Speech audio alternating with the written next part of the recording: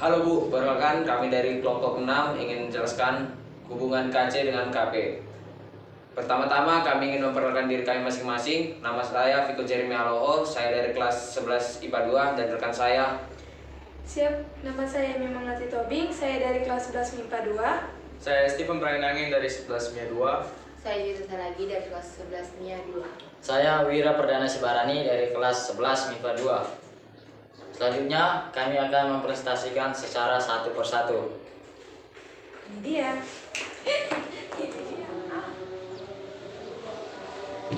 Halo Bu, baik Bu, di sini saya akan menjelaskan hubungan antara KC dengan KP. Yang pertama, pada reaksi kesetimbangan. Nah, di sini sudah saya tuliskan reaksinya. Nah, yang pertama apa sih? Kita perlu tahu apa aja sih yang ada di sini.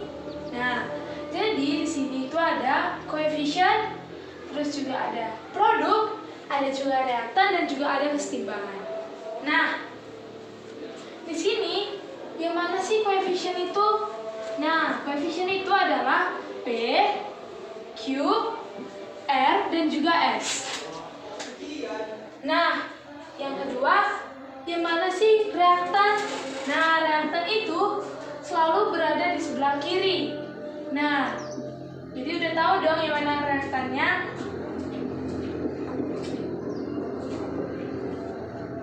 Nah, yang mana sih produk itu? Nah, produk itu ada di sebelah kanan.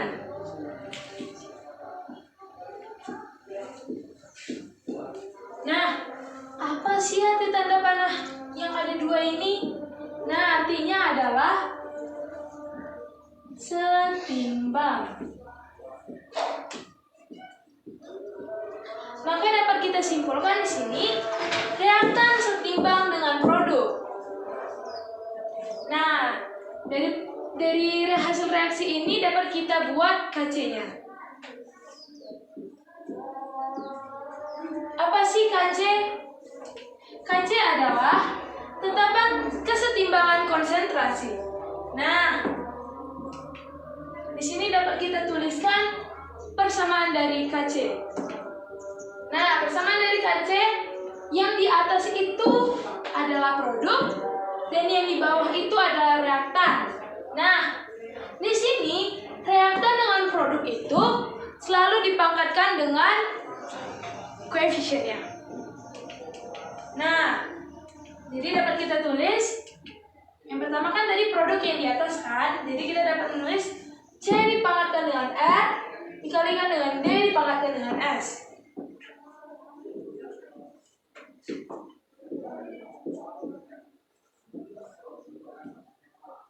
Nah, yang di bawah kan tadi reaktan, maka kita tuliskan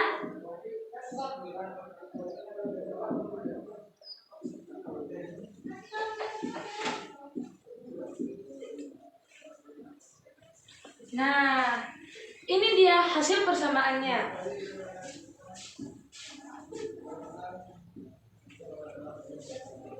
Nah, kita masuk ke KP.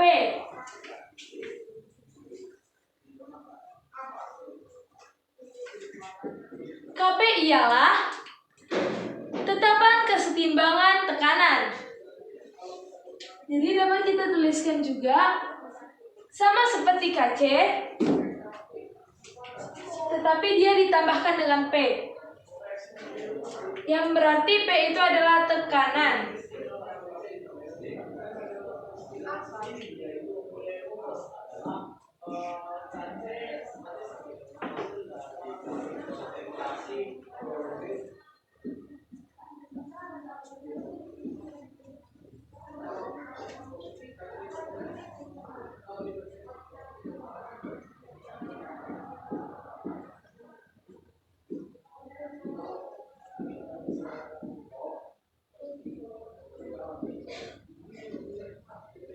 Nah, ini dia hasil persamaan KP.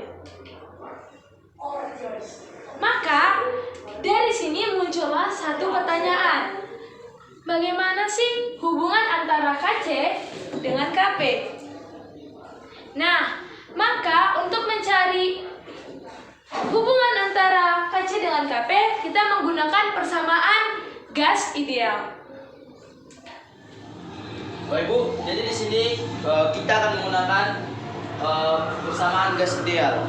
Jadi rumus dari persamaan gas ideal itu yaitu P dikali V sama dengan N dikali R dikali T. P di sini adalah tekanan gas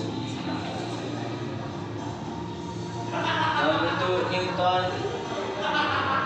Newton per meter kuadrat, atau bisa dibuat Pascal. Selanjutnya V-nya di sini adalah volume gas meter kubik. Selanjutnya N-nya adalah jumlah dari molnya. Selanjutnya PV sama dengan N dikali R. R-nya di sini adalah ketetapan umum gas. Ketetapan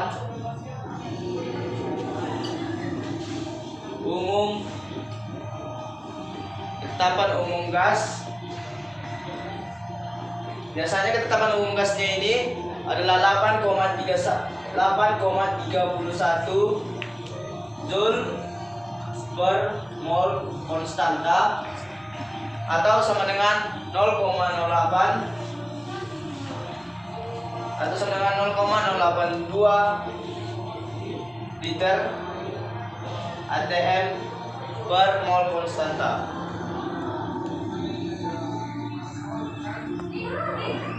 Selanjutnya yang terakhir adalah T-nya. T-nya di sini adalah suhu mutlak.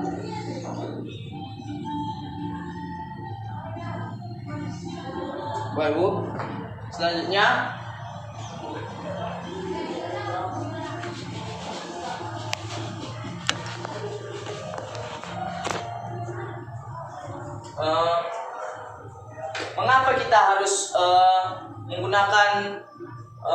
mengapa kita harus bisa jadi pertanyaan yang muncul di sini, mengapa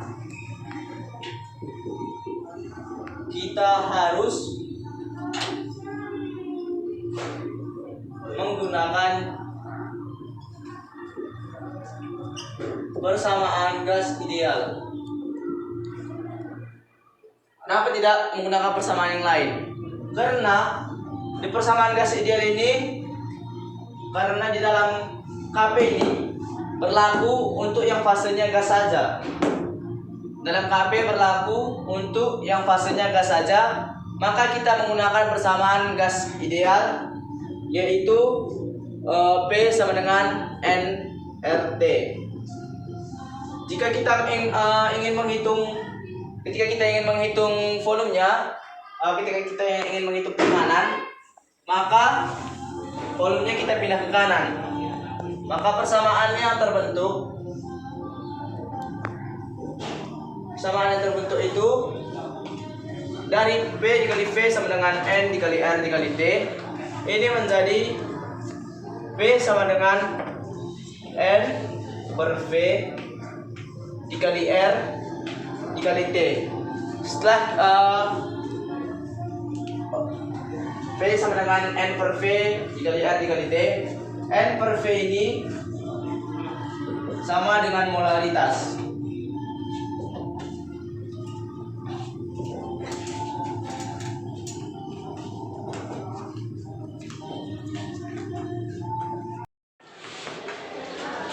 Lalu dari persamaan gas ideal kita dapatkan P sama dengan N per V RT. Kita ketahui N per V-nya sama dengan molaritas. Lalu dapat disimpulkan P sama dengan M per RT, dengan M ialah molaritas. Lalu bagaimana kita mencari tekanan A? Kita ubah molaritasnya menjadi tekanan A, lalu menjadi PA sama dengan tekanan A kali RT. Lalu kita masukkan pada persamaan KP. KP sama dengan PC pangkat R PD pangkat S per PA pangkat P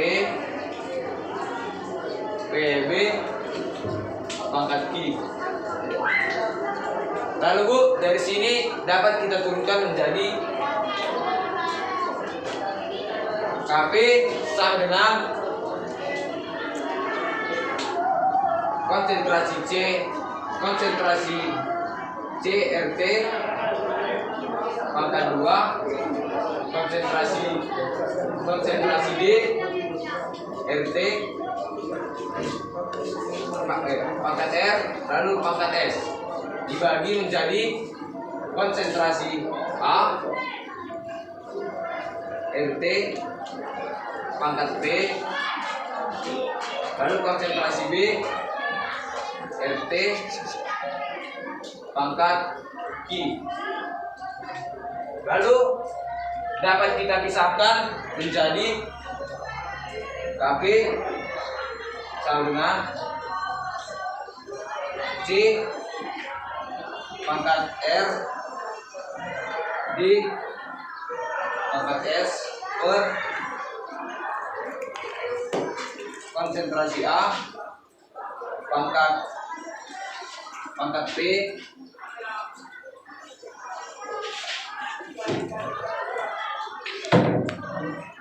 konsentrasi B pangkat Q RT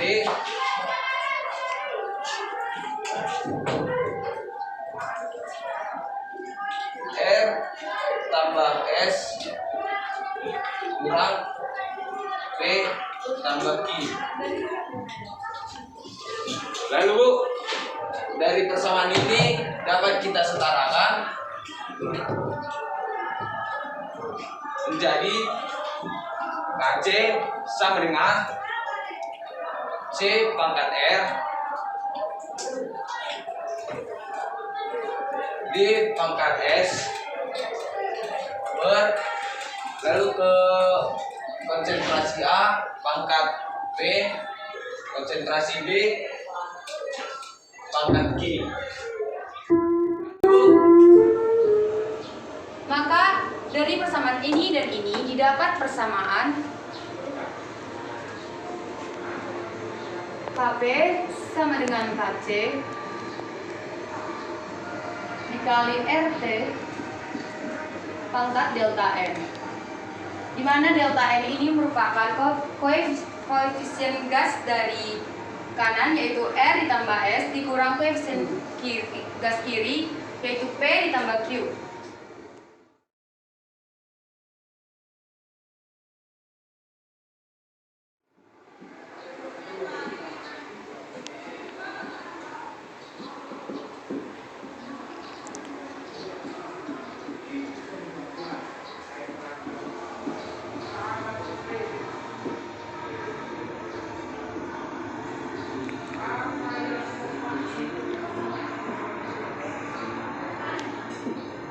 Dan nilai dari R adalah 0,082 liter dikali atmosfer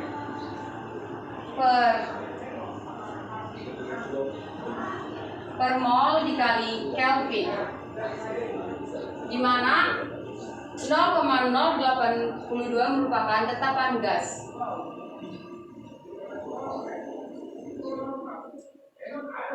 Dan T merupakan suhu dengan satuan Kelvin. Mengubah Kelvin ke dalam Celsius harus ditambah dengan 273. Maka itulah hubungan antara KP dan KC. Selanjutnya dilanjutkan dengan contoh soal. Selanjutnya adalah masuk ke contoh soal. Contoh soal yang pertama. Pada kesetimbangan berikut 2 CO 2CO gas ditambah O2 setimbang dengan 2CO2 gas. Pada kesetimbangan ini berlaku pada gas, sama-sama gas, 2O2 gas. Pada suhu 227 Celcius, nilai KC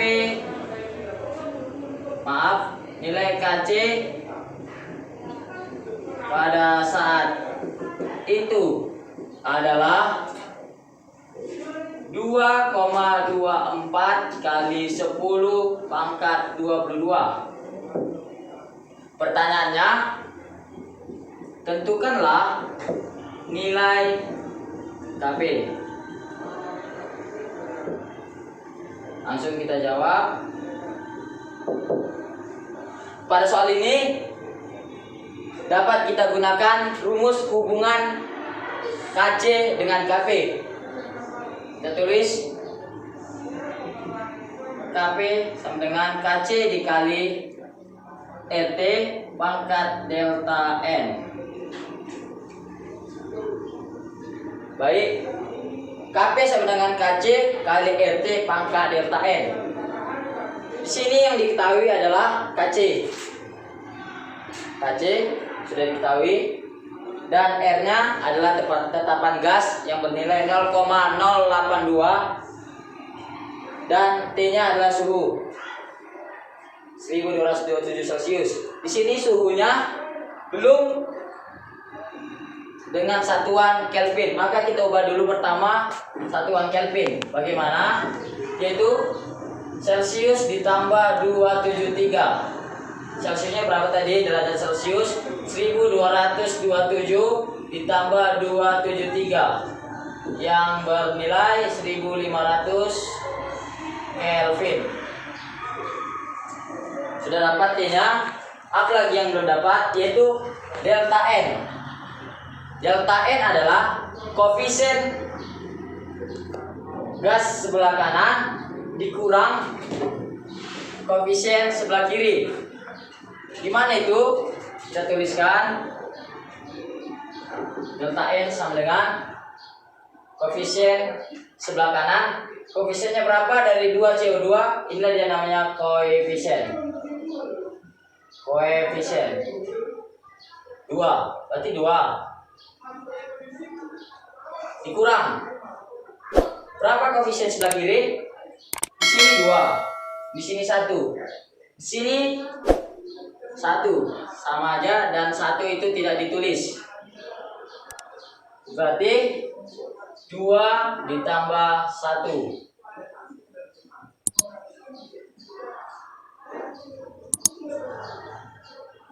menjadi minus 1. Delta N nya adalah minus 1. Sudah diketahui tadi KC, R dan T serta juga delta N. Langsung saja dimasukkan. KP sama dengan KC kali RT kali delta N. KC nya berapa? KC nya adalah 2,24 kali 10 pangkat 22. 2,24 kali 10 pangkat 22 dikali R-nya berapa? R-nya adalah 0,082 dikali T-nya 1500 dipangkat min 1. Min 1 ini adalah tadi delta N-nya. Maka bisa kita ubah menjadi 2,24 kali 10 pangkat 22 per 0,082 dikali 1500. Kenapa? Karena sini min 1. Supaya mengubahnya menjadi pangkat positif, maka kita harus membalikannya menjadi seperti ini. Setelah ini dapat hasil yaitu 1,182 dikali 10 pangkat 20. Sekian pembahasan dari contoh soal yang pertama. Saya ucapkan terima kasih. Langsung aja kita aplikasikan pada contoh soal nomor 2. Kita tuliskan kembali soalnya. Ada 4 reaksi. Di sini kita diminta untuk memilih yang KP-nya sama dengan KC, di mana terjadi ketika koefisien kanan sama dengan koefisien kiri. Ingat, koefisien yang digunakan itu hanya koefisien gas. Jadi nanti kalau ada yang selain gas itu nggak perlu dituliskan lagi. Nah, untuk reaksi yang pertama dulu. Ini koefisien kiri, ini koefisien kanan. Yang kiri ada H dan Cl, fasenya gas semuanya, berarti yang kiri ini total koefisiennya adalah 2 karena di sini adalah 1 plus 1. Yang kanan fasenya adalah liquid, jadi nggak dihitung karena koefisien kanan itu liquid tadi, jadi dianggap 0. Ini udah 0, ini tadi 1 tambah 1 sama dengan 2. Lanjut yang 2, CaCO3 ini fasenya solid, maka CaCO3 ini fasenya solid, maka yang kiri nggak dihitung koefisien kirinya.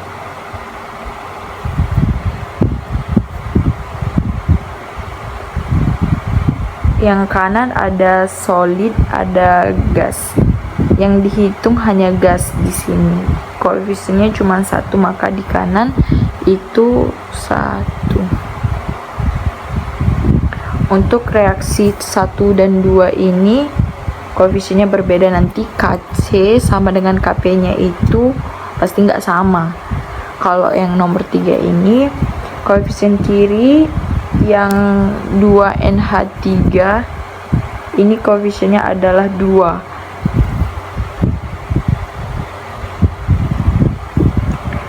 Dan yang kanan adalah N2 dan H2. Yang kanan N2 dan H2. Total koefisiennya adalah 1 ditambah 3. 1 ditambah 3 sama dengan 4. Ini juga KP sama KC-nya itu nggak sama. Lanjut yang keempat, sebelah kiri ada koefisien H2 dan I2. Kita jumlah 1 tambah 1 sama dengan 2. Yang di kanan 1 ditambah 1 sama dengan 2. Nah, yang di kanan ini juga gas, koefisiennya sama dengan yang di kiri. Artinya nanti nilai KP-nya sama dengan nilai KC-nya. Karena koefisien kanan dan kiri itu sama. Baik, sekian adalah penjelasan mengenai hubungan KC dan KP dari kelompok 6. Kami ucapkan terima kasih, Bu. Pos. Arigatou gozaimasu.